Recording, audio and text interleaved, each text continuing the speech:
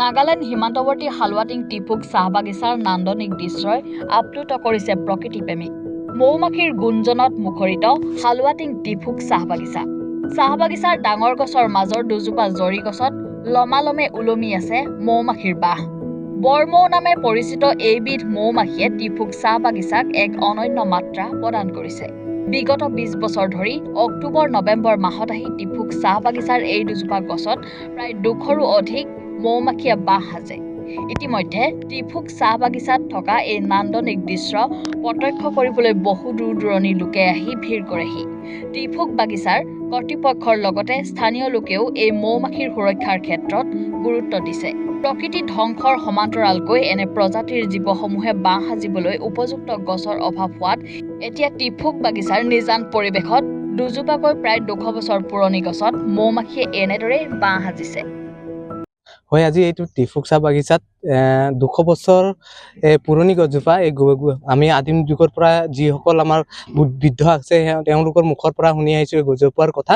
আৰু এই গছজোপা গামাৰি গছ হয়। আৰু এই গামাৰি গছত আজি প্ৰায় আমি সৰুৰ পৰাই ইয়াতে ডাঙৰ খেলিবলৈ অহা জেগা হয়। আমি ইয়াতে খেলোঁ আৰু খেলি আমি ডাঙৰ হৈছোঁ। আৰু আমি সৰুৰ পৰাই দেখি আহিছোঁ যে এই গছজোপাত মহ প্ৰত্যেক বছৰে এই নৱেম্বৰ-ডিচেম্বৰ মাহত আহি ইয়াতে থাকে আৰু গছজোপাত বাস কৰে আৰু কোনো ধৰণৰ কাৰো ক্ষতি নকৰে, যাত মানে পৰিৱেশটো একদম সুন্দৰ কৰি তোলে।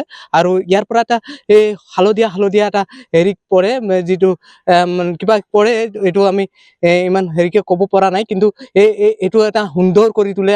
আৰু আমি য'ত মন্দিৰটো ওচৰতে কাষতে লাগি আছে, আৰু মন্দিৰটোতো কেতিয়াবা কালাৰো কৰিবলৈ নহয়, তাৰ পৰা যিটো ৰং পৰে এই ৰংটোৰ পৰা এই মন্দিৰটোৰ এটা চাবলৈ ধুনীয়া লাগে। আৰু প্ৰত্যেক ঘৰে ঘৰে এই ৰংটো পৰিয়ে থাকে। আৰু আমাৰ ৰাইজে লগে এই স্থানীয় আমাৰ বাগিচা যিটো কৰ্তৃপক্ষ আছে তেওঁ নিৰাপত্তা দিয়ে, কোনো ধৰণৰ মানুহক ক্ষতি কৰিব নিদিয়ে আৰু এই মৌমাখিবিলাকক ৰাইজৰ ক্ষতি নকৰে।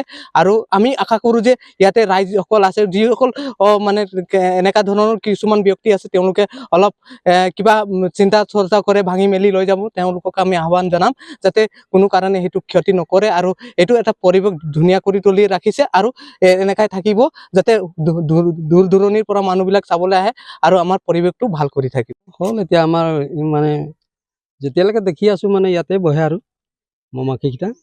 আমাৰ এইটো গামাৰি গাছ বুলি কয়। আৰু ইয়াতে কোনো অনিষ্ট নকৰে। বহুত মানুহ আহে ইয়াতে ভাঙিবলৈ, কিন্তু আমাৰ মেনেজাৰে এইটো ভাঙিবলৈ নিদিয়ে। গছজোপাত কিবা এটা আছে বুলি আৰু ইয়াতে বহে, এইটো কাৰণে মেনেজাৰেও তাক ভাঙিবলৈ নিদিয়ে আৰু এনেকুৱা মানুহকো অনিষ্ট নকৰে। আৰু কিমান আছে? হ'ব ২০০তকৈও বেছি আহে। আৰু নিজেই মানে যেতিয়া হেৰি হয় তেতিয়াতে নিজে আহে। কিন্তু নৱেম্বৰ অক্টোবৰ-নৱেম্বৰ এনেকৈ আহে আৰু তাৰপিছত ই গুচি যায়।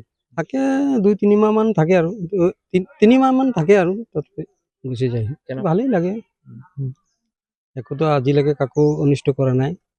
আমাৰ এই টিফুক চাহ বাগিচাত আজি প্ৰায় বহুত দিনৰ পৰাই, বহু বছৰৰ পৰাই আমাৰ ইয়াত মৌমাখি ইয়াত মানে প্ৰায় ২০০-১৫০ এনেকুৱা প্ৰতি বছৰে ইয়াত বাস কৰে। আৰু আমাৰ ইয়াত তেনেকুৱা ধৰণৰ কোনো অনিষ্ট নকৰে। আৰু এই মৌবাহে আমাৰ ইয়াৰ পৰিৱেশ সুন্দৰ কৰি ৰাখিছে। আৰু এই মৌবাহক আমি প্ৰটেকশ্যন দি আছোঁ, আমাৰ বাগিচা কৰ্তৃপক্ষক প্ৰটেকশ্যন দি আছে। আৰু এই পৰিৱেশ খুব সুন্দৰ, গতিকে বিভিন্ন স্থানৰ পৰা মানুহ ইয়াত আহে আৰু আমাৰ মৌবাহ পৰিদৰ্শন কৰি ইয়াৰ পৰা যায়। আৰু প্ৰায় আপোনাৰ আমিতো সৰুৰ পৰাই দেখি আছোঁ, আমাৰ ৰাইজে সৰুৰ পৰাই দেখি আছে, প্ৰায় মানে আপোনাৰ ২০-২৫ বছৰৰ পৰা আমি এই বস্তুটো লক্ষ্য কৰি আছোঁ।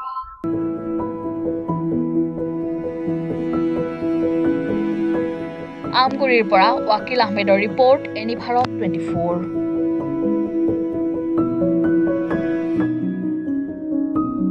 অভিনয় কৰাৰ হেঁপাহ আপুনিও পুহি ৰাখিছে নেকি?